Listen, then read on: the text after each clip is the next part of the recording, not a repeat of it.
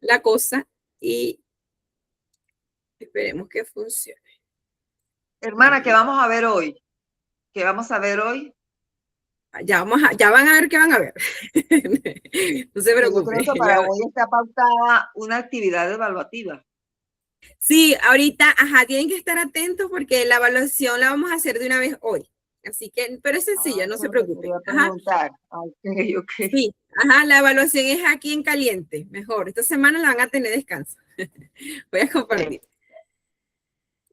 Okay, Dios mío. No, pantalla, tampoco. Ventana, pestaña. Sí. Aquí, pero ya va.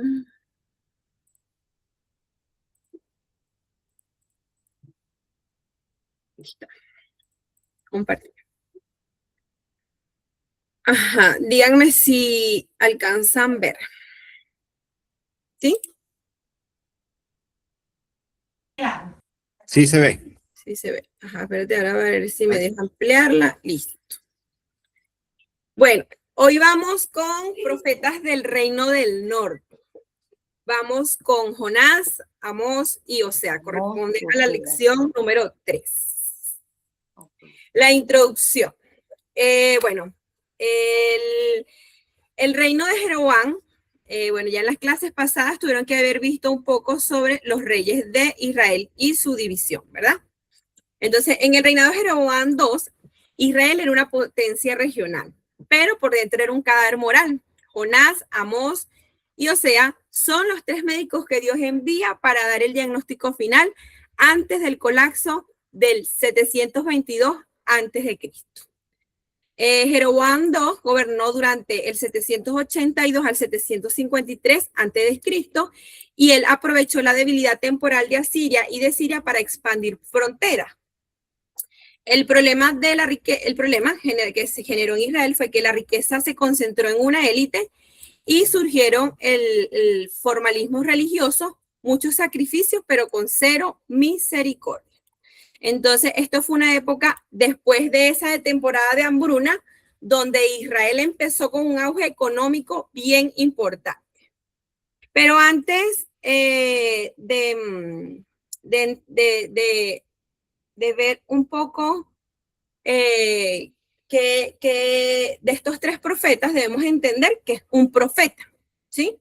Y la etimología y el significado, dice la palabra hebrea, viene de Naví, y su raíz significa brotar o llamar. Por lo tanto, un profeta es un portavoz. Un profeta es uno quien Dios llama a proclamar a los hombres, como dice en Éxodo, así como Aarón fue el portavoz de Moisés, el profeta es el portavoz de Dios. Entonces, un profeta es aquel que lleva un mensaje de parte de Dios. El origen del nombre, porque cuando hablamos de profetas menores, es más del volumen del contenido. Entonces, en la tradición bíblica llamamos profetas menores a los últimos 12 libros del Antiguo Testamento, desde Oseas hasta Malaquías. El nombre proviene, del latín propetae minores, me disculpan el latín, y no es por la calidad, sino por la cantidad. Y se llaman menores porque son libros mucho más cortos, en comparación con profetas mayores como Isaías, Jeremías y Ezequiel. La comparación es fácil porque mientras que Isaías tiene 66 capítulos, tenemos el libro de Abdías que solo tiene 21 versículos. Entonces, es importante saber cuál es la función del profeta en este momento que el Señor los enviaba para llevar un mensaje de su parte. Y dice, esta es la definición más importante en la teología del Antiguo Testamento. Dios hizo un contrato, un pacto con Israel en el monte Sinaí, y el profeta en ese momento ejercía como un fiscal legal. También cuando el pueblo rompe el contrato con idolatrías o injusticias, Dios envía al profeta para presentar una demanda, para exponer el por qué se han alejado de él. Entonces, su mensaje principal no es esto va a suceder en el año 2000 o como hay mucha gente dice, no, colocan fechas para algún tipo de profecía, sino que el mensaje era arrepiéntanse hoy porque han violado mi pacto. Entonces vemos que la función del profeta, el Señor siempre lo usó para llamarlos al arrepentimiento y llevarles el motivo por qué están violando su pacto. Entonces, las tres direcciones del mensaje profético. Para entender qué hace un profeta, debemos mirar hacia dónde apunta ese mensaje. Entonces, ellos, en el caso de los profetas de este tiempo, ellos iban hacia el pasado.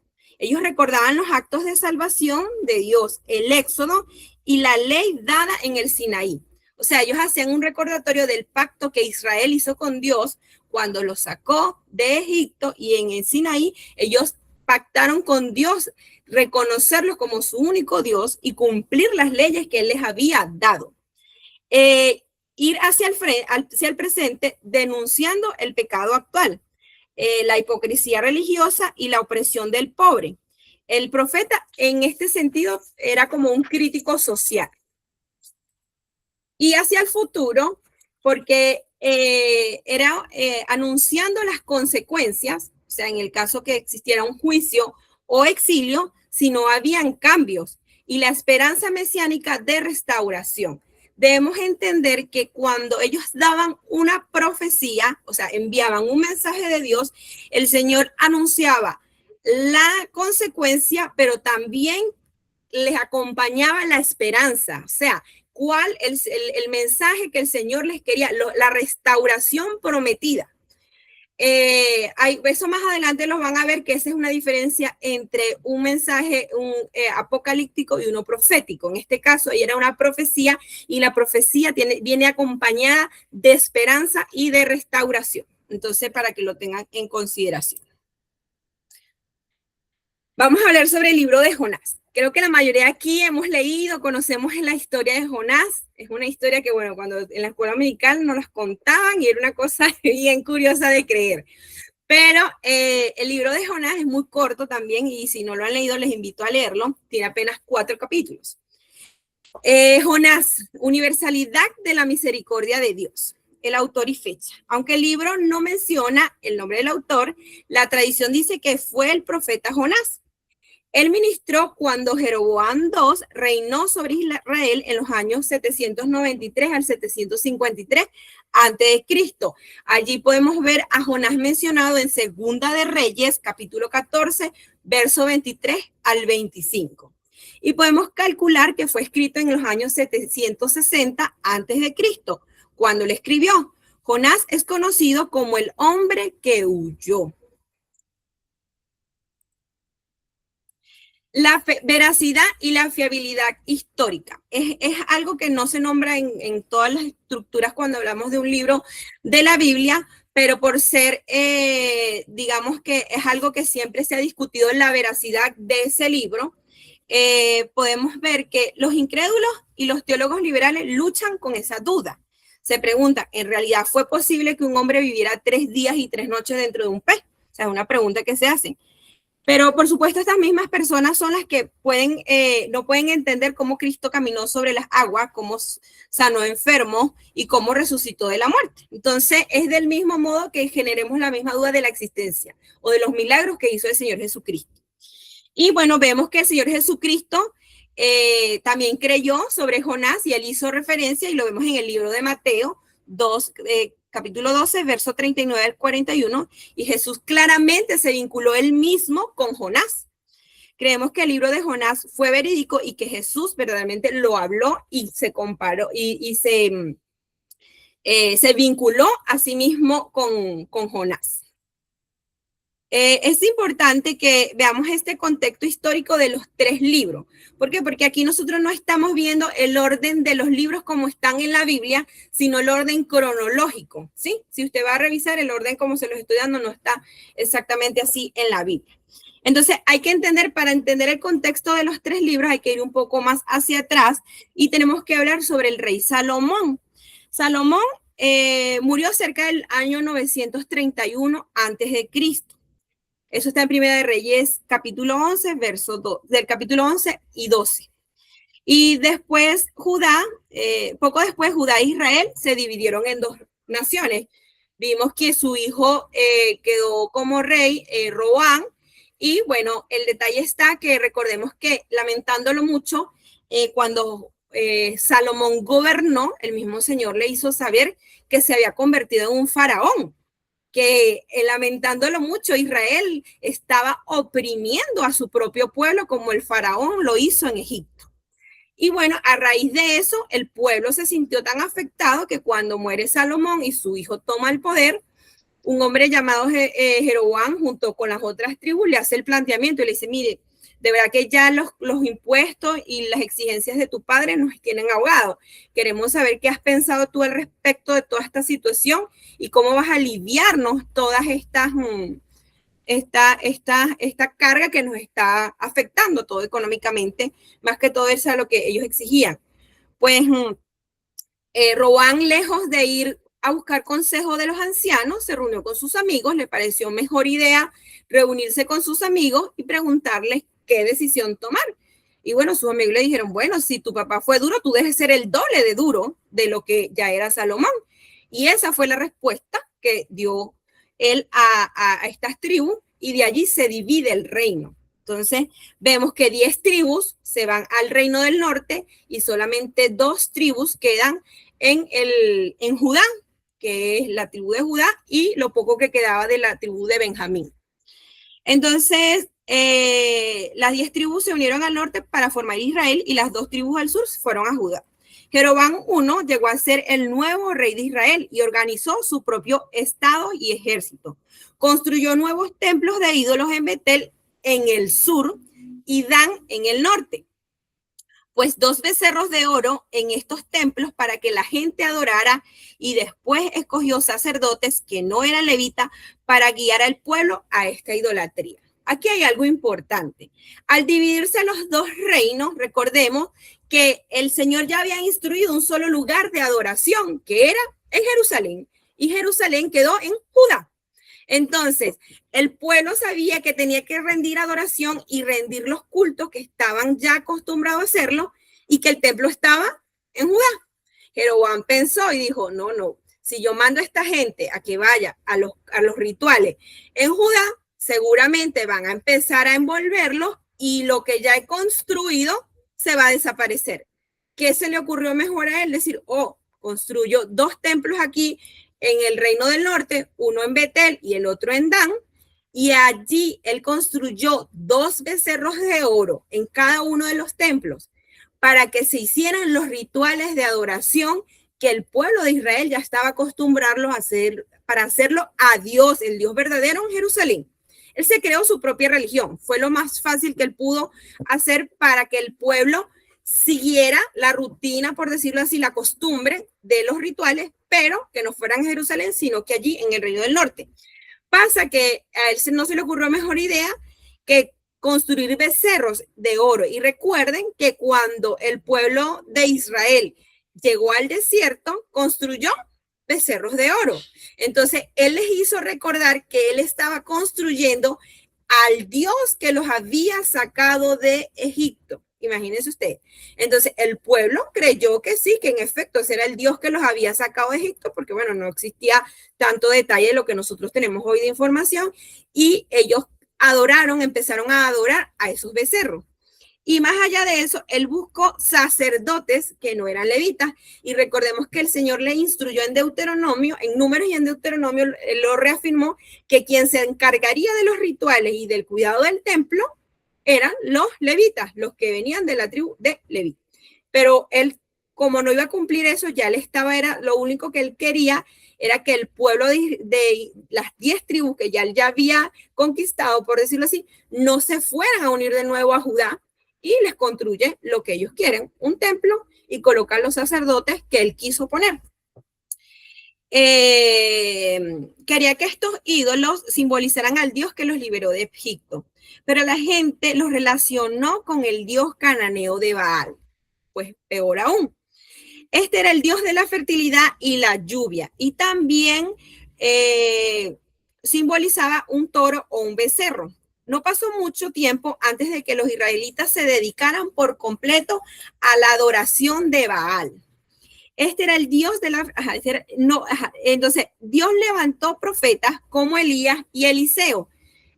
Sabemos que esos fueron grandes hombres de Dios que estuvieron en el tiempo de Jezabel y Acac, que el Señor levantó para que llevaran el mensaje a Israel. Ellos en esa época fue de sequía y de hambruna terrible, pero aún con eso, ellos seguían adorando a Baal. Ellos vivieron durante el tiempo de Acac y Jezabel, pero la gente no los escuchó. Años después, cuando Jonás, Amós y Oseas estaban predicando a Israel, la gente todavía seguía a Baal. Dios estaba enojado con Israel porque era un pueblo pecaminoso. Rompieron el pacto con Dios y no escucharon a los profetas. Entonces envió a Hazael y a Ben-Hadad a derrotarlo. Ellos eran los reyes de Siria. Los israelitas en ese momento finalmente clamaron a Dios por ayuda y Dios tuvo misericordia de ellos, que ahí fue cuando ellos los tenían sitiados y luego el Señor los esparció porque ellos clamaron al Señor por ayuda y el Señor tuvo misericordia. Entonces, como Jonás le había profetizado, Dios envió a los asirios para derrotar a los sirios. Entonces, Jonás predicó a dos naciones, a Asiria y a Israel. La Biblia no dice mucho sobre su ministerio en Israel, ni hace la referencia de palabras exactas, solo dice que habló palabra de Dios al comienzo de Jeroboam II, o sea, el hijo de Jeroboam I. Entonces, prometió victorias militares para Israel. La profecía de Jonás llegó a cumplirse durante el reinado de Jeroboam, pero Israel solo le servía a Dios cuando necesitaba su ayuda. El libro de Jonás describe realmente el ministerio en Asiria, no el ministerio en Israel. Entonces, ¿cuál es el propósito del libro? Dice, mostrar a Israel la amplitud del amor y la misericordia de Dios. Jonás aprendió a fuerza de golpes, por decirlo así, que Dios ama tanto a los judíos o hebreos, por decirlo así, como a los gentiles. Y no quiere que nadie perezca, sino que todos procedan al arrepentimiento, como lo dice en Primera de Timoteo. Este es el tema, o sea, este es el tema de Jonás, este es el tema medular de Jonás. El otro propósito es mostrar por medio de Jonás cuán bajo había caído Israel. Y Dios había llamado a la nación de los hebreos a ser luz misionera para los gentiles. Y por último, recordar a Israel que Dios ama a la gente y no quiere juzgarlo. Entonces, Nínive se arrepintió cuando Dios envió un solo profeta, pero Israel se rehusó a arrepentirse, aunque Dios le mandó numerosos profetas. Aquí vamos a ver el bosquejo de Jonás y está dividido en dos partes. La respuesta de Jonás al primer llamado y la respuesta de Jonás al segundo llamado. Y aquí es donde empezamos el conflicto de la misión. Se desarrolla en el capítulo 1 del libro de Jonás. Dios ordena a Jonás ir a Nínive. Históricamente, el Señor le instruye a Jonás que debe ir a Nínive. Pero debemos saber qué era Nínive. Pertenecía a los asirios, pero Nínive era el corazón de ese imperio y era muy famoso por su crueldad. Entonces, ellos tenían por costumbre empalar a las personas que deportaban, a esas naciones enteras que deportaban, los empalaban y los mostraban como trofeo. Incluso eran tan perversos que les quitaban la piel y construían cosas para sus casas, para adornar sus casas, y se jactaban de eso. No, esta es la piel de un hebreo, por decirlo así, y la puse de mantel. O sea, es una cosa perversa. O sea, ellos, era la forma como ellos veían el trofeo de todas esas conquistas que hacían. Y bueno, para ese siglo, el siglo VIII, para un israelita, eran como los monstruos de la época. Entonces, si nos ponemos a ver, no era tan fácil desde el punto de nuestra humanidad, de la instrucción que recibió Jonás, si la vemos desde ese aspecto, viendo a esta gente tan mala y tan perversa. Entonces Jonás, cuando recibe la instrucción, no se le ocurrió mejor idea que huir a Tarsis. Y Jonás baja hasta Jope, se tiene que mover de un lugar a otro, y allí toma un barco que va hacia Tarsis. Es probablemente actual España, no está totalmente confirmado, pero es como la actual España, pero era el lugar opuesto a donde el Señor lo había mandado. Esa era la dirección opuesta. Y Jonás intentaba huir de la presencia de Dios. Entonces, cuando Jonás huye, se monta en ese barco, consigue espacio y dice, no, bueno, este es el momento. Se monta y en ese barco, cuando ya está el barco andando, empieza una tormenta. Y es algo curioso porque vemos que en este punto de la tormenta, vemos que Dios quiere disciplinar a Jonás, mas no lo quiere rechazar, sino que lo quiere volver a encaminar a la instrucción que le había dado. Y esta tormenta tan violenta se levantó en ese mar y los marineros, que eran personas de experiencia, se dan cuenta que no es una tormenta cualquiera. Ellos empezaron a echar suerte para ver quién era el que estaba provocando el enojo de Dios, porque era a lo que ellos asociaban. Entonces, los marineros bajan hacia la bodega donde estaba Jonás. Él estaba profundamente y plácidamente dormido, y lo despierten y dicen, mira, dormilón, mira, sal para que tú veas cómo está eso afuera, esa tormenta, y queremos saber qué la está causando. Entonces, ellos quieren saber qué es lo que está causando y le preguntan, ¿cuál es tu nombre? ¿De dónde vienes? ¿Y en quién crees? O sea, son las preguntas que le hacen. Y él le dice, bueno, que él era Jonás, que era hebreo y que él adoraba y creía al Dios verdadero, creador del cielo y el mar. Entonces estos hombres entendieron, porque ya Jonás allí aceptó su culpabilidad, que lo que estaba generando esa tormenta era a causa de él. Entonces, en la tormenta los marineros paganos muestran más piedad y temor a Dios que el propio profeta.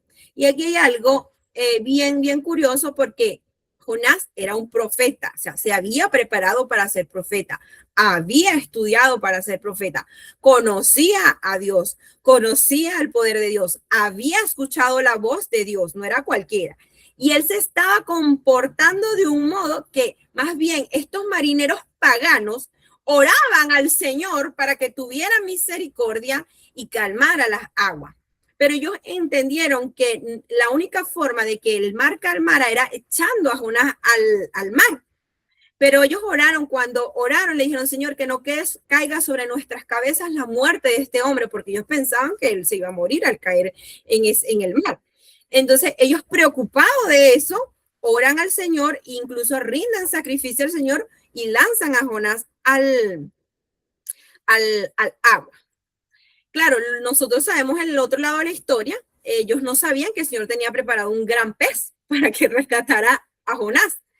Entonces, ese gran pez no era un castigo de parte de Dios para Jonás, era el medio con el que él podía rescatarlo de esa situación. Entonces, vemos que el pez impide que Jonás muera en su rebelión. En el pensamiento hebreo, el mar representa el caos y la muerte, lo que ellos llaman el Seol, la morada de los muertos.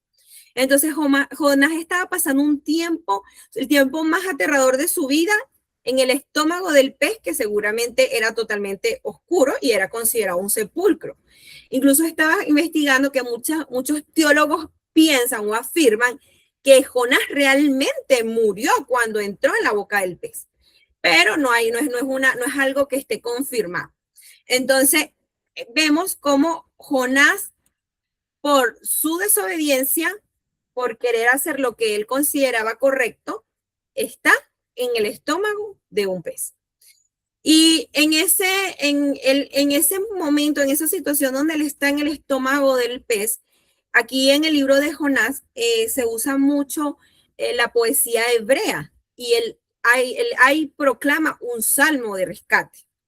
Y dentro del salmo, Jonás lee una oración, el mosaico de los salmos. Y Jonás agradece por su salvación personal. La salvación es de Jehová, pero aún no entiende que esa salvación también es para Nínive.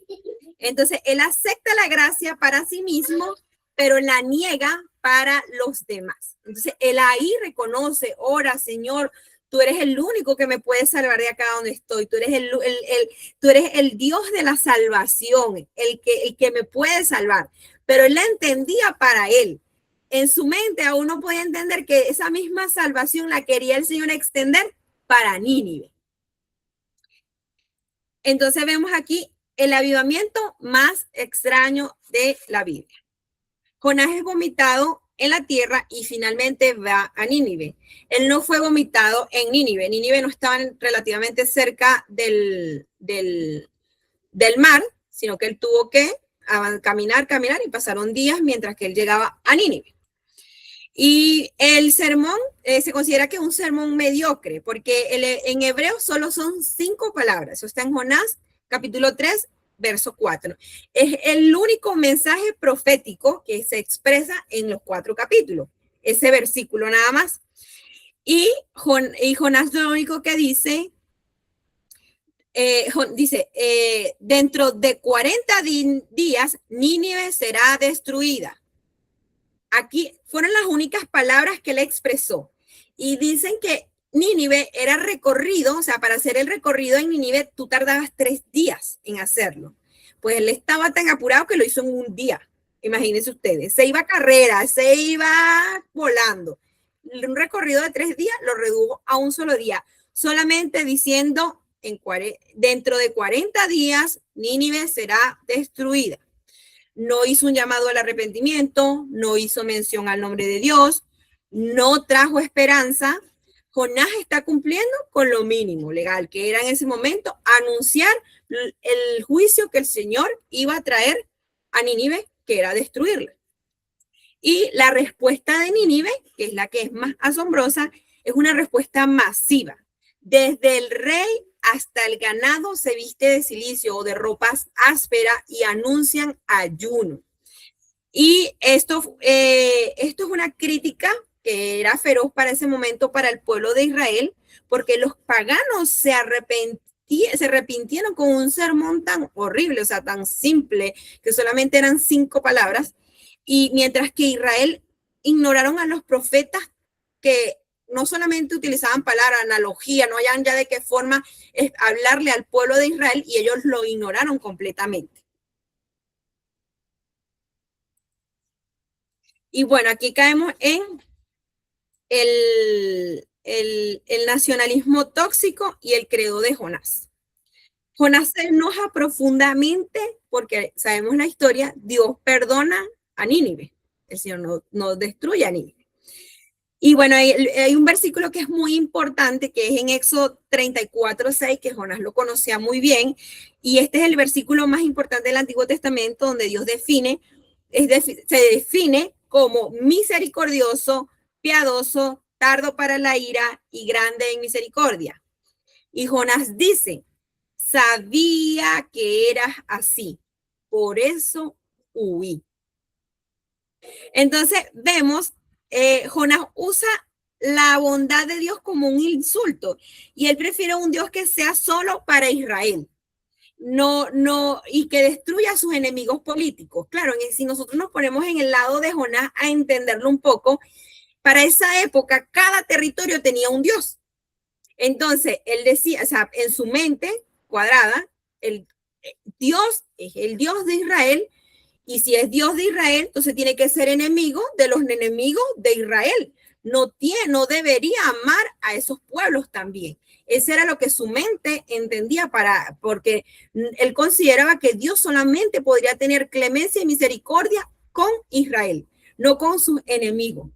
Entonces, aquí el Señor le da una lección bien, bien especial a Jonás. Y Jonás, cuando termina de hacer de dar su mensaje, lo que el Señor le había indicado, él se queda relativamente cerca de Nínive a ver qué era lo que iba a suceder. Y él estando allí, él construye una enramada.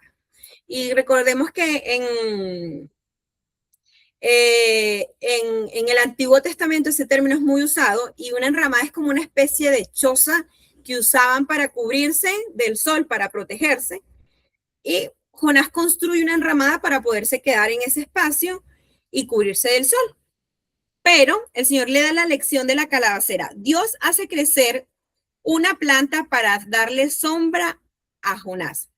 La Biblia habla de calabacera y en otra versión leí que es una planta de ricino. No se sabe bien qué planta fue, pero era una especie de enredadera que complementaba la construcción de esa enramada que él había hecho y le generaba una sombra completa, una sombra espectacular que complementaba lo que Jonás había ya hecho con su enramada. Pero ¿qué pasa con esa calabacera, con esa planta que creció en un día?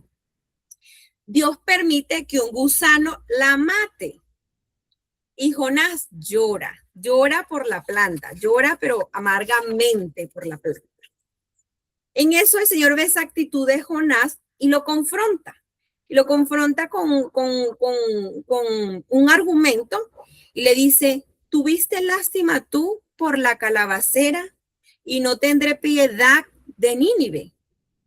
Dios confronta el egoísmo de Jonás en ese momento, porque a él esa planta no le costó nada.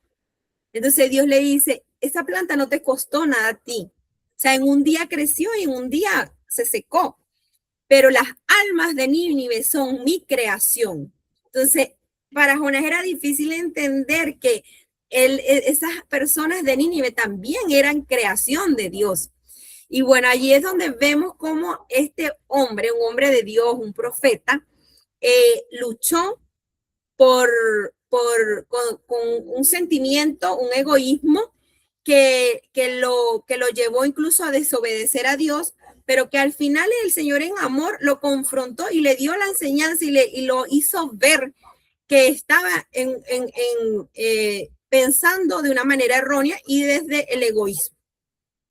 Y aquí por eso vamos a ver principios de Jonás para la actualidad.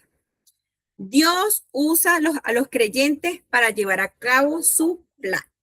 Nosotros le decimos a la gente que Dios odia el pecado y le hablamos de la gracia que Él nos da al arrepentirnos. Dice, Dios disciplina a sus hijos desobedientes para que le obedezcan.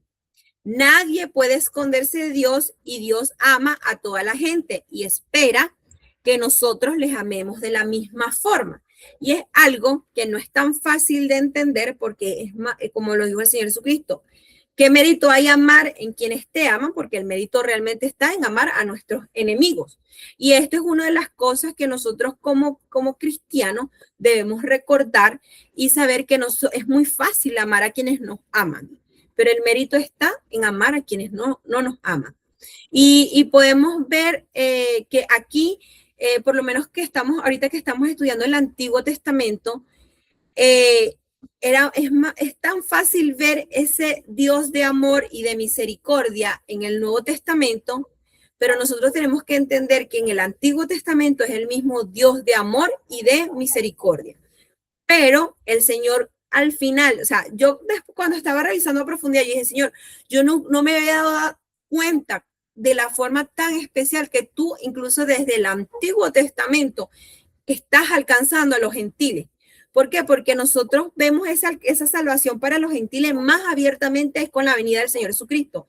Pero desde el Antiguo Testamento, el Señor ha estado interesado a que los gentiles también sean alcanzados para ser su pueblo. Entonces, es bien interesante este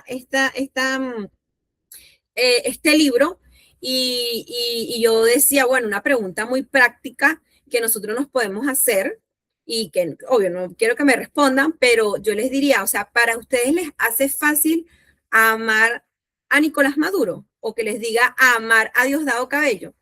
Entonces, esa pregunta es buena que nosotros reflexionemos, o sea, ¿somos capaces de amar, de orar, incluso de interceder por estas personas? Porque eso revela realmente lo que es el amor de Dios.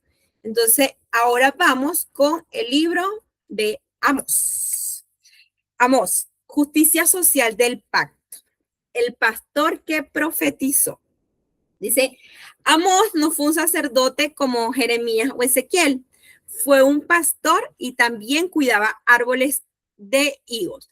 Aquí la palabra pastor que usa no es la misma palabra que usaba para los pastores de ovejas, sino que incluso dice como boyero, o sea que él era el dueño de esos animales y que él era no solamente pastor, sino comerciante. Entonces era una persona que tenía un buen estatus, pero es llamado como pastor y que cuidaba árboles de higo. Entonces también tenía conocimiento de la agricultura. Esto lo vemos en Amós capítulo 7, verso 14.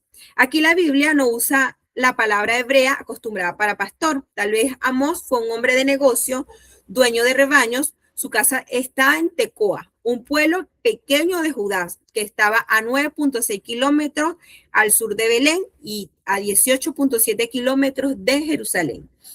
Este profeta, que es Amós, no era de Israel, a diferencia de Jonás, que sí era de Israel. Este profeta no era de Israel, este profeta era de Judá. Pero Dios lo envió al norte para profetizar a Israel. Amós no fue un exégeta, es decir, que no recibió un mensaje por el estudio de las escrituras de otros, no fue un erudito, ni tampoco asistió a la escuela de profeta, ni siquiera su padre fue profeta, pero su conocimiento de los tiempos y la historia bíblica muestra que tenía algo de preparación. Y aquí es importante ver que Amós no venía de un linaje de profetas. Él solamente era un hombre pastor, negociante y que también se dedicaba a la agricultura. Pero es algo curioso porque en la forma que el pueblo de Israel recibe a Amós, se entiende también que es porque como el hombre no era un profeta, vemos que Dios incluso usa a este hombre que tenía un estatus económico, pero no tenía ese reconocimiento de profeta para enviarlo a Israel del norte. El contexto histórico. Adelante, ¿quién levantó la mano? El hermano Henry, adelante. De hecho, buenas noches. Sí, adelante. Amós en Amós 7:14 está su célebre frase donde dice, voy a citar textualmente, no soy profeta ni hijo de profeta, sino boyero y recojo higos silvestres. El hombre estaba bien parado, ¿verdad? Pero estaría clara la misión de por qué el Señor le había escogido. Así mismo es, porque en ese momento él tiene un encuentro con un falso profeta, porque para esa época los profetas que incluso llegaban a Israel era por negocio. Sí, el que les hablaba más bonito al rey, ese era el más querido, ese era el que le abrían la puerta. Entonces, Amós les está diciendo la verdad y por eso le dice, no soy profeta ni hijo de profeta. Soy boyero, no niega el linaje que traía. El linaje que es, ni es, pero la palabra de Dios dice que Dios usa lo vil y lo menospreciado. Y ahí él estaba enviando un mensaje de Dios. Sí, de hecho, dice que Dios buscó un hombre de campo con callos en la mano. Así mismo es, así mismo es. Gracias, hermano Henry. Ajá, quedamos con el contexto histórico. Entonces, Amós, ¿cómo recibió su mensaje? Él los vio. Lo podemos ver en Amós 1:1. Recuerden que un profeta es uno que ve o recibe revelación espiritual en la presencia de Dios. Amós recibió el mensaje durante el tiempo de dos reyes, Usías, que era rey de Judá, en el reino del sur, y de Jeroboam II, que era el rey de Israel, el rey del norte. Amós probablemente administró cerca del año 760 a 755 a.C. Amós profetizó a Israel 2 años antes de un terremoto. Eso está en Amós 1:1. Los arqueólogos han encontrado evidencia de un gran terremoto en esa época en Samaria y sus alrededores. Tal vez Amós vio el terremoto como una señal de Dios para confirmar su profecía. Unos 200 años después, Zacarías menciona el mismo terremoto. Eso está en Zacarías capítulo 14, verso 5.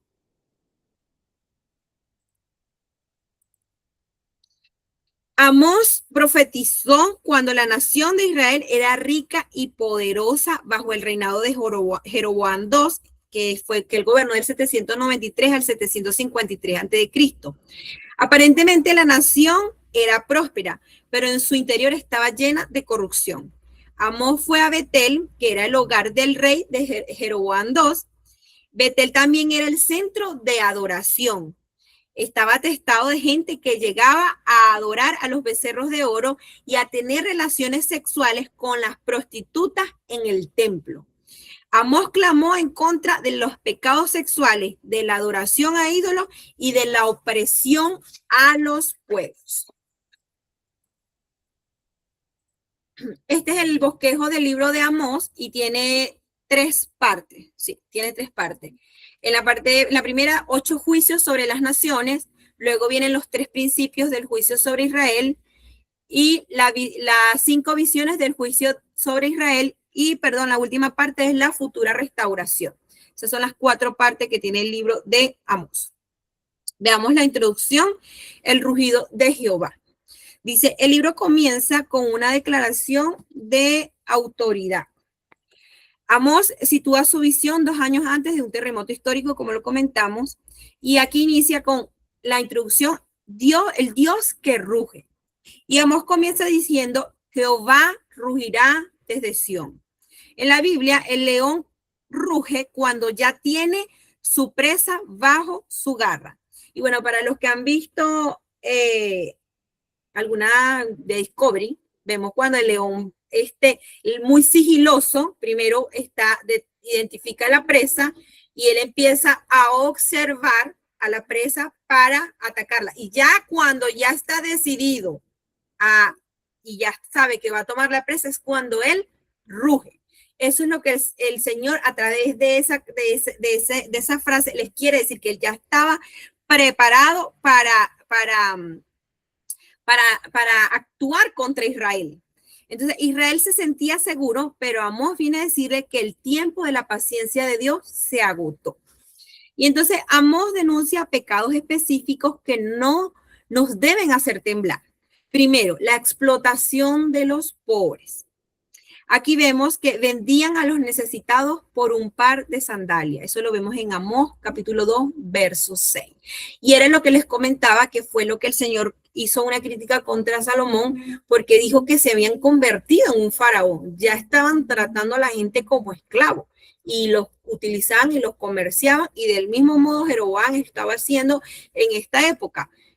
Se aprovechaban de los pobres y los vendían hasta solamente por beneficiarse. La vida de lujo a costa del dolor ajeno. Dormían en camas de marfil mientras el pueblo sufría. Y hace referencia a camas de marfil porque era un lujo muy destacado para la época, dormir en camas de marfil. Y el tercero, el culto vacío. Dios dice a través de Amós, aborrecí y abominé vuestras solemnidades.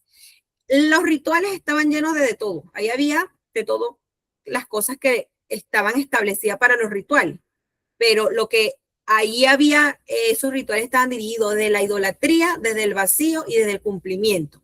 Entonces el Señor los aborreció y los abominó, y como él dice en Amós 5, capítulo 5, verso 21. En la parte de la explotación de los pobres, tenemos que recordar cuando el Señor instruyó al pueblo de Israel, él les dijo que ellos cuando espigaran, tenían que dejar ciertas esquinas para que los extranjeros y las personas con menos recursos pudieran cosechar de allí y se alimentaran también. Eso, si recordamos en el libro de Ruth, que ustedes lo vieron, eso fue lo que hizo ella cuando llegó a Jerusalén, a Belén. Ella fue a Belén. Entonces, ellos ya ni siquiera estaban cumpliendo eso. Ellos estaban por llenar sus bolsillos. No les interesaba quién comiera y quién no comiera. Entonces, hay 2 conceptos que es en palabras hebreas, y me disculpan el hebreo, el mispak y el segdakak. Aquí debemos detenernos. Para Amós, la verdadera espiritualidad se mide en la puerta de la ciudad, donde se impartía la justicia. El mispak es la justicia que protege al débil.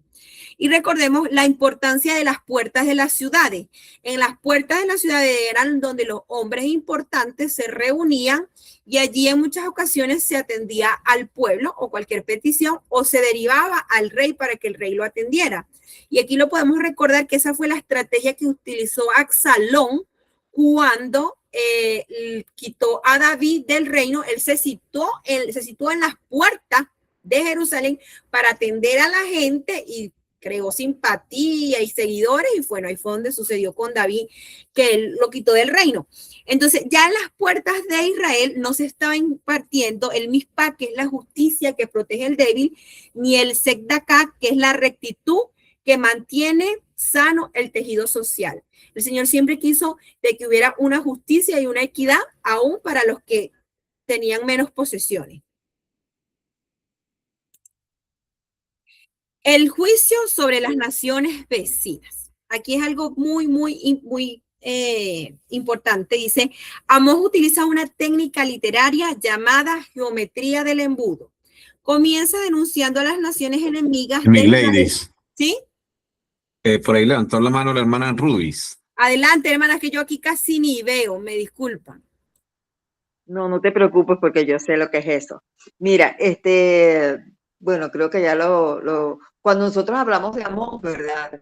Que tenemos que decir cuál es ese, si se quiere decir el mensaje clave, ¿verdad? Cuando se habla de la justicia social, denuncia la opresión de los pobres, la corrupción moral, era una corrupción, pero de todo índole. Los pobres eran tan oprimidos, levantaban juicios y siempre iban a favor de los que tenían dinero. Las balanzas estaban alteradas.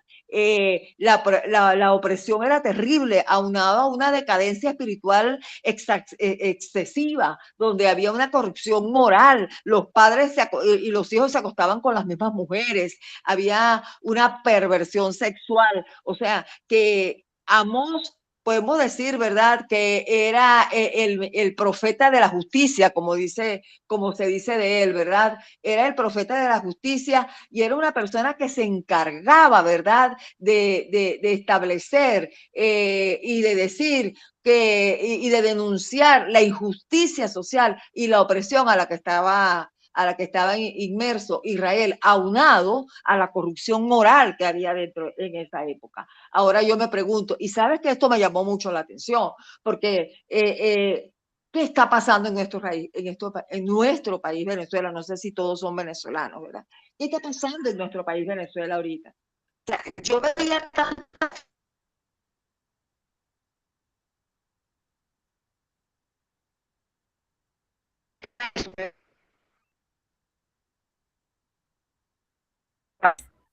misericordia. Se me cortó, pero no sé si a mí nada más. Los gobernantes.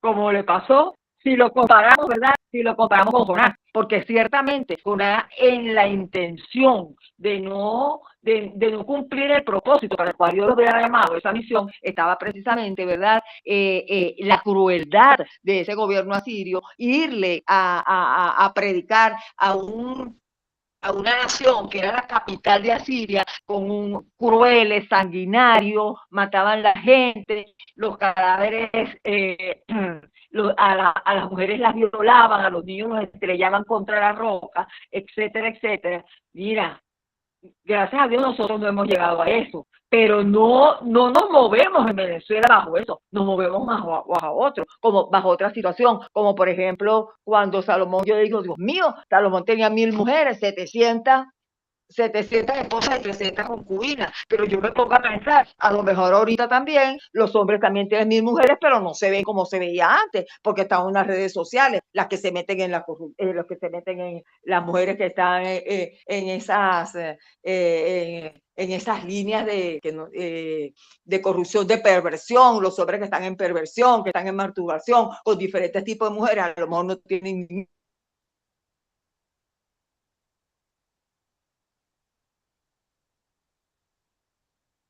todo realmente la verdad es la sombra. Y fíjate que Dios en su misericordia mandaba a los profetas. Y uno de los profetas tan importantes que me encanta es el de Amós, cuando Dios le mandó las visiones de la langosta, le mandó las visiones del fuego, le mandó las visiones de la plomada, le mandó la visión de la canasta de los frutos ya estaban, de los frutos del verano, que dijo, bueno, ya está aquí. Porque ese Amós era un profeta, pero también era un intercesor que él se levantaba para que esos juicios no se cumplieran. Pero hubo un momento en que Dios dijo, bueno, ya hasta aquí llego. Y pum, cayó el juicio sobre Israel. Esa era mi intervención. Gracias, hermana Ruby. Sí, es inevitable no compararnos. Créame que cuando yo lo estudiaba me acordaba claramente de mi país.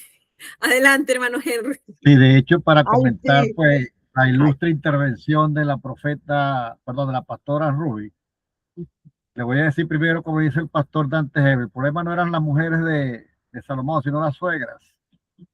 Este, en, en Santiago 1:27 dice, tratándonos a la parte social, si tu evangelio no defiende a la viuda y al huérfano, es un evangelio mocho, refiriéndose a la parte de la injusticia, de la justicia social que el hombre quería aplicar. Gracias a los dos por su intervención, así mismo es, de verdad, muchas gracias. Y complementa la clase, ya me avanzaron bastante. Bueno, aquí en esta parte donde Jonás Amós empieza a denunciar a esas naciones enemigas de Israel. Él empezó con Damasco, con Gaza, con Tirón. Y en esta estrategia que toma Amós, cuando él empieza a nombrar esas primeras ciudades y el juicio que iba a venir sobre Damasco, Gaza y Tirón, al denunciar a los enemigos, los israelitas de Samaria gritaban amén, rápido, amén, a que así sea, que caiga el juicio sobre esa gente. Pero cuando empezaron a nombrar a Edom, a Amón y a Moab, los amenes se empezaron a callar. ¿Por qué? Porque ellos llegaron a ser enemigos de Israel, pero en ese momento eran aliados. Imagínense ustedes, el pueblo de Israel se había aliado con sus propios enemigos para hacer negocio de la peor manera. Entonces ahí se empezaron a acabar los amenes. Entonces cuando ya Amós nombra a Damasco, a Gaza, a Tirón, a Edom, a Amón y a Moab, Amós los está trayendo a una trampa retórica para luego caer sobre ellos con más fuerza. Y aquí es donde él habla sobre el juicio sobre Judá e Israel. Claro, ellos empiezan a darse cuenta y imaginemos que aquí mi mano, este es Israel, y nombró a Gaza, que está arriba, nombró a la otra que es... Nombró a Gaza, luego nombró a Tirón y a Edom, y cuando se dan cuenta ellos, eran todo su alrededor, ya el Señor había decidido dar juicio, y quienes quedaban en medio eran ellos. Y dijeron, no, aquí ya lo que venimos nosotros. Entonces, allí el profeta cierra el círculo y habla sobre Judá, el pecado espiritual y que rechazaron la ley de Jehová, y sobre Israel del norte, el pecado ético y social. Amós denuncia que venden al justo por dinero y al pobre por un par de zapatos o sandalias. Y es como decía la hermana Ann Ruby, que ellos era tanta la perversión que ellos, los padres compartían las mismas mujeres, y no necesariamente era que vivían con las mismas mujeres, sino que como en el templo se hacían rituales sexuales, allí habían prostitutas. Entonces tal vez el papá llegaba y le decía, mira, estuve con fulanita, te la recomiendo. Entonces el hijo iba para allá y buscaba a la misma persona. Entonces, imagínense el pecado de perversión que había en ese momento, además de que las balanzas estaban adulteradas, y que cuando llegaban las épocas de adoración, recuerden que el Señor siempre mandaban a hacer los días de reposo y las semanas que también se llegaban a hacer en pausa para poder hacer la adoración al Señor. Pues ellos querían que pasara eso rápido, porque ellos querían producir dinero. Ellos no estaban para esperar que se hicieran los rituales, sino que eso pasara para ellos continuar generando dinero. Y aquí vemos el juicio sobre Judá y sobre Israel del norte. Aquí seguimos. Y viene ahora los 3 sermones de denuncia que están en el capítulo 3, 4 y 5. Y se dividen en 3 discursos que comienzan con la frase, oíd estas palabras. Y el primer sermón es la necesidad de juicio. Dios castiga a Israel precisamente porque en su pueblo es su pueblo elegido. La relación de pacto no es un escudo contra el pecado, sino un llamado a la santidad. Y aquí había algo importante que el pueblo de Israel, ellos creían que por ser escogidos por Dios, ellos tenían una inmunidad. Entonces, allí Amós les explica que a mayor privilegio implica mayor responsabilidad, porque ellos pensaban que iban a ser eximidos de todo porque ellos eran el pueblo de Dios. Y así no es, porque a mayor privilegio implicaba mayor responsabilidad.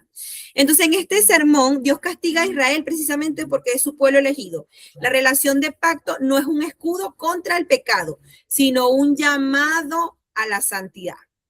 En el sermón 2, y si ustedes apartan el tiempo a leer estos sermones, son sermones duros, con palabras con dureza y no son tan fácil de digerir por decir, wow, decir, es la palabra del Señor, porque fueron dichos con mucha dureza. El fracaso de la disciplina. Dios menciona que envió hambre, sequía y plagas, pero Israel no volvió a él.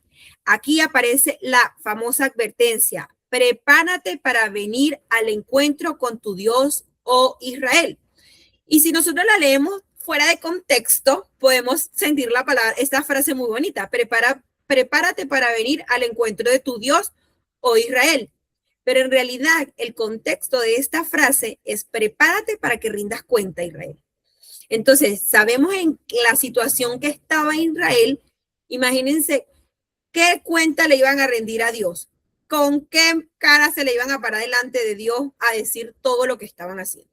Entonces, es esa la frase donde el Señor le dice: prepárate para venir al encuentro de tu Dios, oh Israel, pero para rendir cuenta. Y el sermón 3, que está en el capítulo 5, es el lamento y el culto falso. Amós ataca el corazón de la religión de Samaria.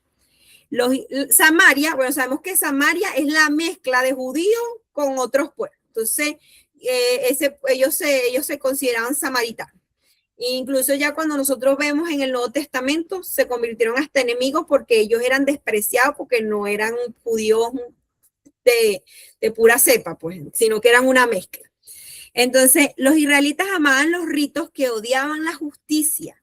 Aquí encontramos el versículo central: pero corra el juicio como las aguas y la justicia como un impetuoso arroyo. Eso está en Amós 5, capítulo 5, verso 24. Y aquí vamos a lo que estaba haciendo referencia la hermana Ruby, a las 5 visiones del juicio. Aquí solamente el Señor, con Amós el Señor no solamente trajo palabras, sino que también trajo visión.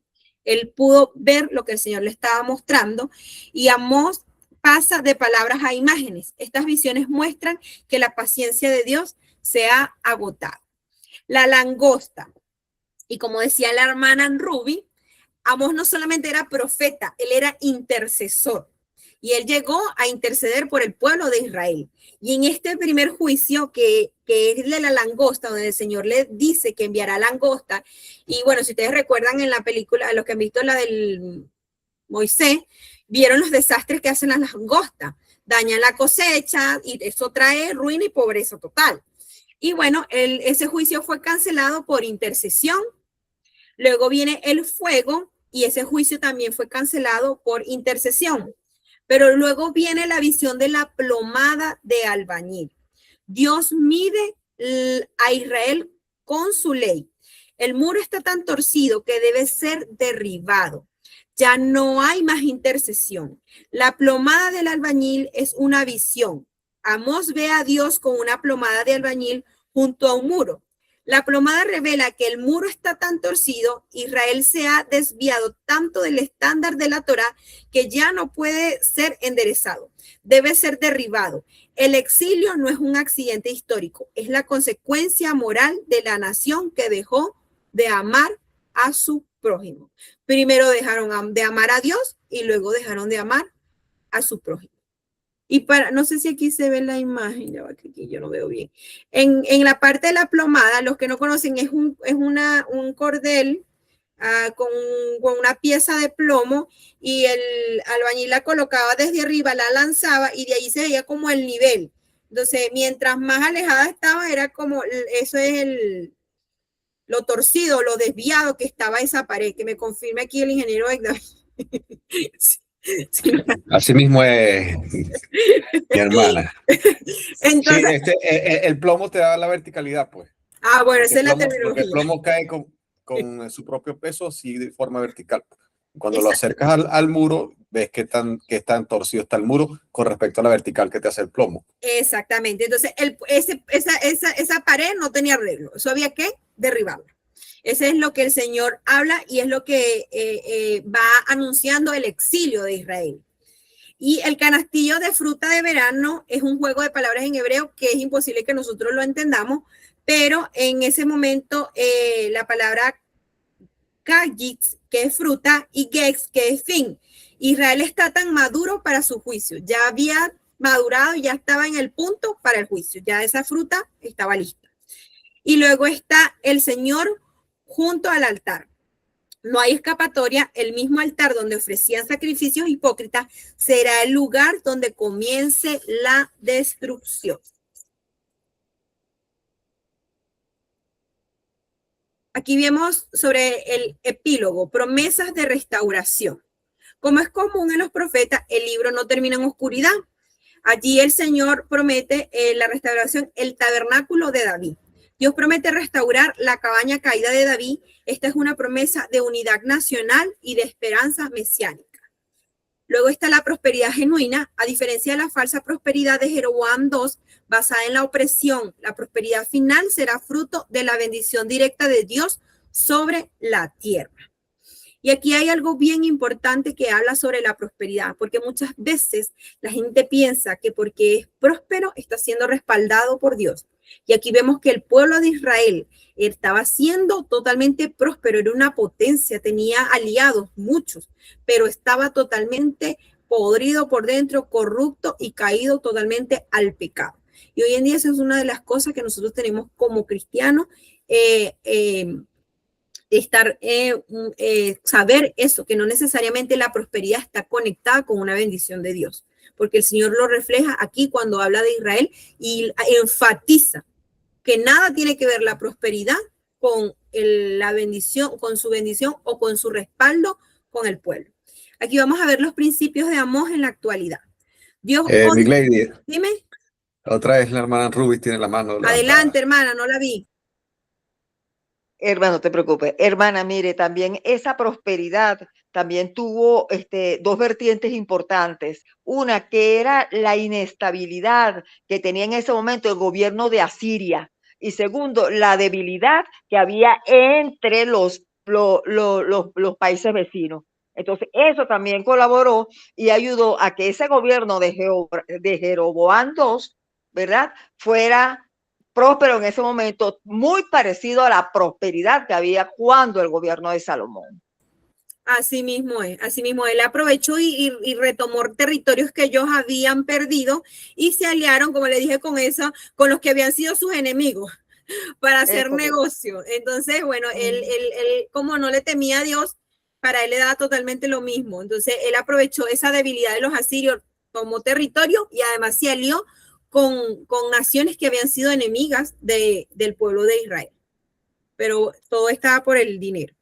Y aquí en los principios de Amós para la actualidad, Dios odia la violencia y la opresión. Juzgará a los pecadores en todas las naciones. El propósito de la disciplina de Dios es guiarnos al arrepentimiento. El privilegio demanda responsabilidad y Dios odia la adoración que no viene del corazón. Las riquezas y el poder pueden apartarnos de nuestra dependencia de Dios. Y era como decía la hermana Ruby, y hoy en día hay tantas cosas que nos distraen de Dios, que nos alejan de Dios, la gente afanada con tanto contenido, con tanta información, y comparte la misma comparación que hace la hermana Ruby. O sea, hoy no tienen 1000 mujeres físicamente, pero en el celular, ¿cuántas mujeres son capaces de codiciar? Y ya eso es pecado. ¿Sí me entienden? Entonces, tantas cosas. Hoy en día el Señor, o sea, la riqueza y el poder pueden apartarnos de nuestra dependencia de Dios. Y no es que ser rico es malo, no es que tener dinero, porque el Señor nos llama a ser prósperos, pero a que siempre dependamos de Él. El día que una persona empiece a depender de lo que carga en el bolsillo, de lo que tiene en una cuenta de banco, de un negocio, allí ya se ha alejado totalmente de Dios. Y esto lo vamos a profundizar acá en el libro de Oseas. Dice, los siervos de Dios tienen que hablar lo que Él les dice, aunque otros se opongan. Y aquí eso es lo que nos enseña Amós, que Él cumplió, aún cuando en ese lugar ni siquiera Él era no era de ese territorio, y fue y habló lo que el Señor le había dicho, aun cuando tuvo oposición. Ahora vamos con el libro de Oseas. El dolor del amor traicionado. Bueno, creo que muchos hemos leído el libro de Oseas, por lo menos los primeros 3 capítulos. Y bueno, el autor y contexto histórico y fecha. Eso me llega al alma. Ay, hermana, no, yo lloré como usted no tiene idea, hermana. Sí, pudiéramos dar los testimonios aquí, pero no tenemos tiempo, pero bueno. No tenemos tiempo y la evaluación es para hoy también. Vale, turbo. Entonces, dice, Oseas significa el Señor salva. De los 16 profetas escritores, Oseas y Jonás fueron los únicos que vivieron en el reino del norte. En la Biblia, Oseas es el primero del grupo llamado de los profetas menores. Como vimos antes, estos 12 libros no son llamados menores porque son cortos comparados con Isaías, Jeremías y Ezequiel. Los judíos copiaron a todos los 12 profetas menores en un solo manuscrito.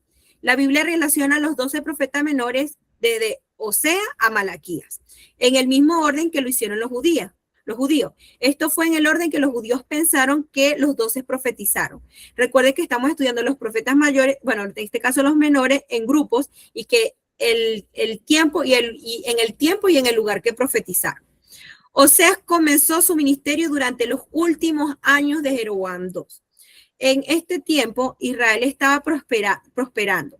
Al morir Jeroboam II en el 753 a.C., Israel comenzó a ir cuesta abajo rápidamente.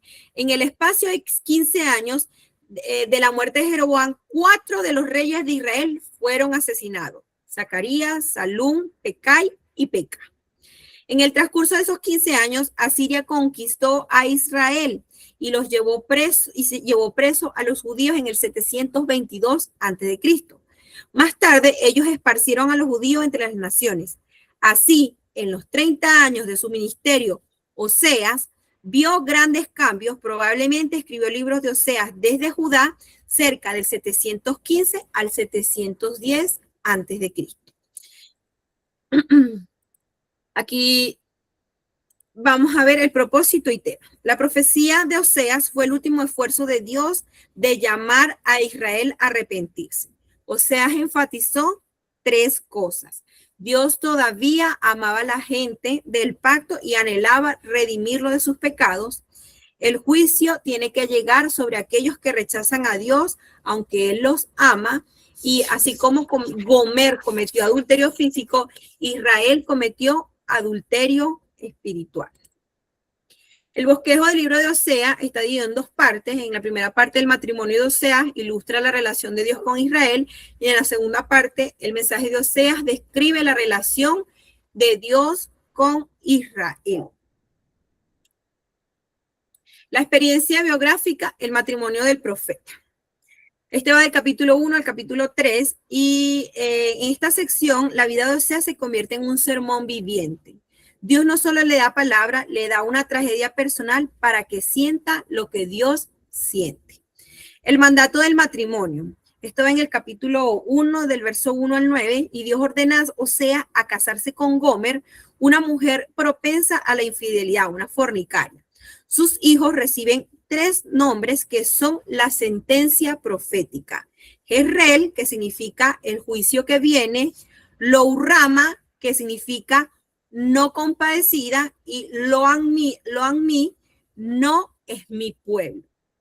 La restauración futura. Esto va desde el capítulo 1, verso 10 hasta el 2, verso 1. Inmediatamente después de la sentencia, Dios promete que los hombres que los nombres cambiarían. El juicio no es la última palabra. Luego en la parte 3 vemos el castigo y la redención de Gomer.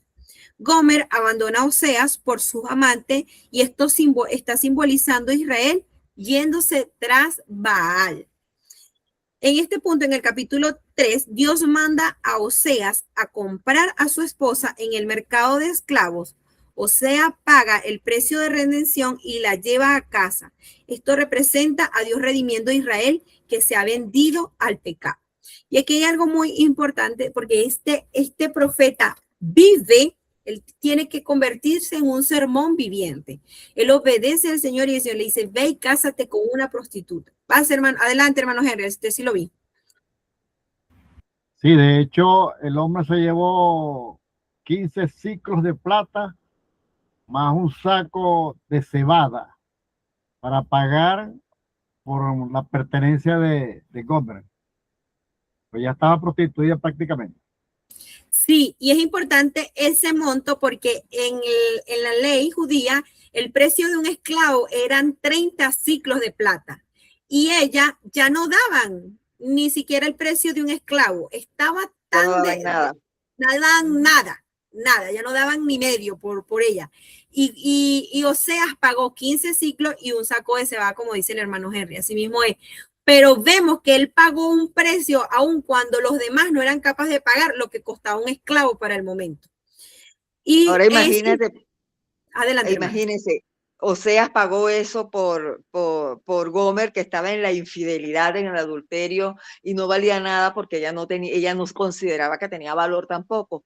Pero cuánto no pagó el Señor por nosotros para redimirnos del pecado, que dio a su único hijo, ¿verdad? Para que nosotros fuéramos redimidos. O sea, porque nosotros también fuimos Gomer. Nosotros también fuimos la mujer de Oseas. O sea, la sombra y el significado que tiene eso para nosotros. De verdad que aún cuando nosotros no nos habíamos arrepentido, vino Jesucristo. Aún cuando eso, así es el amor y la misericordia de Dios. Así mismo es, hermana. Y es tan hermosa esta parte porque el Señor le dice que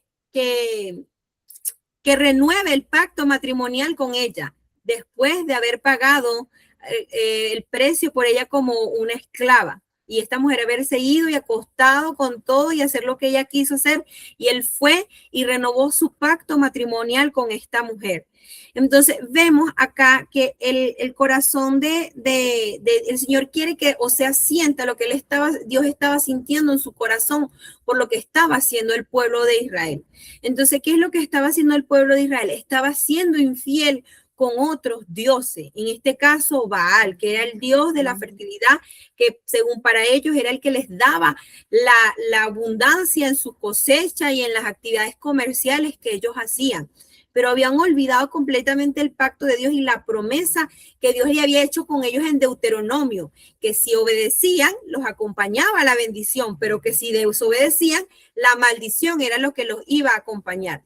Y en efecto, así como Gomer actuó de ese modo, muchas veces nosotros aún lo seguimos haciendo, porque yo decía, Señor, o sea, tantos ídolos que hay hoy en día con sutileza, redes sociales, dinero, trabajo y todo ese tipo de ídolos, hoy en día a nosotros lo que nos generan son ansiedad y nos aleja cada vez más de Dios.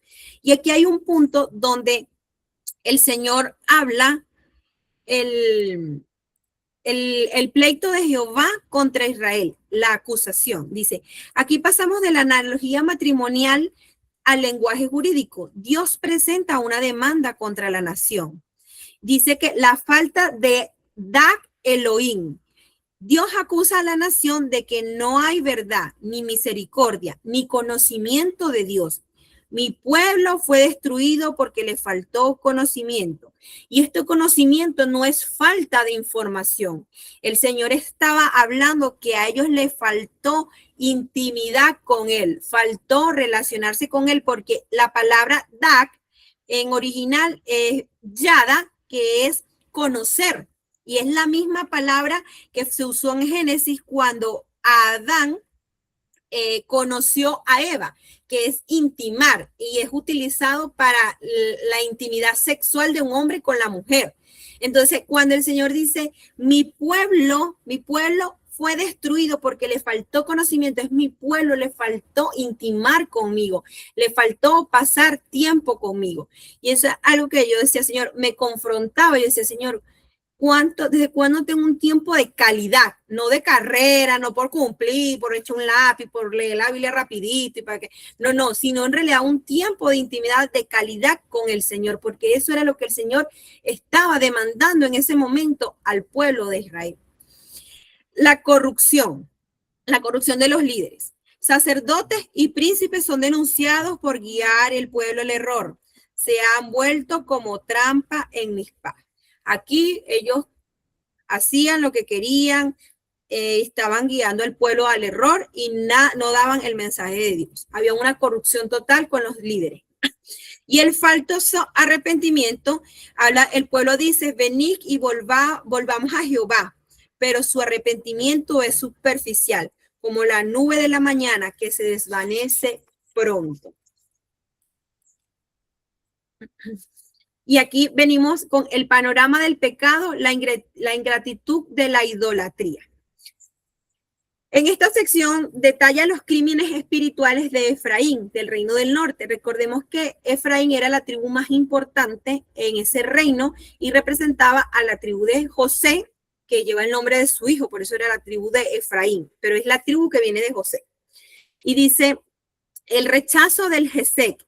Dios prefiere, Gesek significa misericordia, Dios prefiere la misericordia antes que los sacrificios vacíos. En el punto 2, el adulterio político y espiritual, Israel busca ayuda en Egipto y en Asiria, en lugar de confiar en Jehová. Son como una torta no volteada, quemada de un lado y cruda del otro. Esa es la comparación que Dios le hace. Y vemos cómo ellos, en vez de buscar ayuda de parte de Dios, se aliaron con Egipto y con Asiria, que eran pueblos que habían sido enemigos de ellos y que eran paganos. La siembra y la cosecha. Sembraron viento y segarán torbellino. La idolatría en lugares altos, en Betel, traerá como consecuencia la destrucción de los altares y el exilio. Allí el Señor ya había traído juicio y ya le había sentenciado que ellos iban a ser exiliados. El conflicto en el corazón de Dios, amor versus justicia. Este quizás es el capítulo más conmovedor de todo el Antiguo Testamento. El Padre y el Hijo. Dios recuerda cuando Israel era niño y lo llamó de Egipto. Lo enseñó a caminar y lo alimentó. Y el dilema divino, ¿cómo podré abandonarte, oh Efraín? Le dice el Señor. Dios describe cómo se conmueve su corazón. Aunque la justicia exige castigo, su compasión es más fuerte. No los destruirá totalmente porque Él es Dios y no un hombre. Y aquí es importante que estos 3 libros, Jonás nos muestra que la salvación de Cristo es para todos. Hoy en día es la salvación, y hoy vemos que el cumplimiento de la promesa de Cristo y la salvación es para todos. Amós nos recuerda que la vida en Cristo debe ser justa y santa. Y Oseas nos muestra que nada puede separarnos del amor de Dios que es en nuestro Cristo Jesús. Este es el mensaje final de los profetas. Y en el libro de Oseas vemos tan profundo el amor de Dios, y yo me recordaba de una canción que me enseñaron en la escuela dominical cuando era pequeña, que el amor de Dios es tan alto que no puedo ir arriba de él, tan profundo que no puedo ir debajo de él y tan ancho que no puedo ir afuera de él. Y eso fue lo que el Señor demostró en el libro de Oseas, el amor por su pueblo, por Israel, y que hoy en día, como dijo la hermana Rubí, nosotros fuimos esa Gomer que nos alejamos de Dios aun cuando habíamos sido ya predestinados. Y aquí hay algo muy sutil que es saber que somos salvos por gracia, pero que esa gracia nosotros debemos darle el valor a ese sacrificio vivo que hizo el Señor Jesucristo en la cruz del Calvario para el perdón de nuestros pecados, para reconciliarnos con Dios Padre, que hoy gozamos de vida eterna, pero que eso tiene un costo y que nosotros debemos recordarlo incluso antes de pecar o de levantar dioses por encima de Dios, porque ese es el primer y el mandamiento más importante: no tendrás dioses delante de mí. Y muchas veces hoy en día, con la actualidad, con tantas cosas, no es tan fácil tener dioses. idolatrar cosas, idolatrar personas, idolatrar empleo o poner nuestra confianza no en Dios, sino en cosas materiales. Y por eso es importante que veamos nuestro corazón y le pidamos al Espíritu Santo de Dios que nos examine. Adelante, hermano Henry. Ya voy a cerrar ya también. De hecho, el nombre de Oseas, ¿verdad? Va mucho más allá de lo que encierra su nombre como tal en hebreo. Yo soy malo para el hebreo, o sea, que mal inglés, yo soy malo para el hebreo también. Yo también, me disculpan mi hebreo. Sin embargo, Oseas, que significa salvación, es el mismo nombre que Josué y Jesús. Ajá, es verdad. Ajá. Sí, por eso es que el nombre de Oseas va mucho más allá de lo que es el Oseas. Yeshua, creo que si no me equivoco se pronuncia como Yeshua. Yeshua, exactamente. Ajá, Yeshua, ciertamente. Ajá, Yeshua, ahí sí. está la profeta. La hermana Rubí con esa sí habla hebreo. Gracias, hermano Henry. Y maracucho también. También lo machuca, ¿verdad? El hebreo lo aprendió ya en coro. Bueno, el Antiguo Testamento no es una colección de historias aisladas, sino un camino que apunta directamente a la persona y obra de nuestro Señor Jesucristo. Como dice la palabra, porque el fin de la ley es Cristo. Romanos 10:4. Y bueno, queridos hermanos, con esto cierro la presentación y vamos con la actividad. Es un pequeño debate y por la hora no nos vamos a extender mucho. Ajá. Quería preguntarles si ustedes ya están divididos como grupo, para que me lo digan ya, si ya están divididos como grupo. No. No, ¿cuántos vemos? 2, 3, 4, aquí 3, 6, ¿sí? Entonces serían 3 y 3, porque es un debate. Entonces, puedo poner a la hermana Ruby con la hermana, voy a anotar, Ruby con la hermana Karin y con Alexandra. Alexandra, como sale allí, en el Meet. Y voy a poner al hermano Henry con la hermana Mayra porque están juntos y la hermana Edis. ¿Sí? Entonces, yo voy a hacer una pregunta y cada grupo va a tener un espacio para responderlo de acuerdo a lo que hablamos, pero también de opiniones personales, no es algo aislado, no estamos cerrando. Entonces, ya voy a buscarlo aquí, mi chuleta aquí, las preguntas las tengo en el celular. ¿Y cómo nos comunicamos las tres? No, o sea, por lo menos usted va a empezar, por lo menos, hermana Rubí, empieza usted su grupo, ¿verdad? Entonces si usted va a empezar la respuesta, ¿verdad? Usted la da y la hermana Karin si quiere complementa o si el grupo dice, no, estoy de acuerdo con lo que dijo en Rubí, ok, ¿sí me entiende? Okay. O si no, alguien quiere complementar, complementa la idea. Perfecto. Y así, ¿sí? ¿Les parece? Ok. Sí, entonces vamos a ello.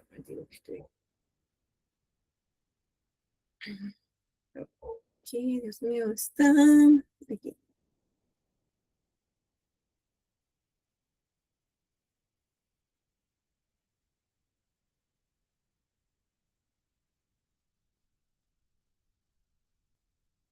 Ajá, tengo una pregunta. Aquí dinámica.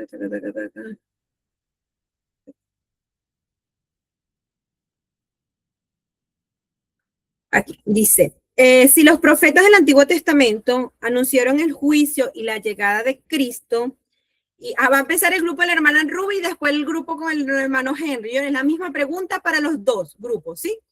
Si los profetas del Antiguo Testamento anunciaron, allá voy a parar la grabación porque esta no va.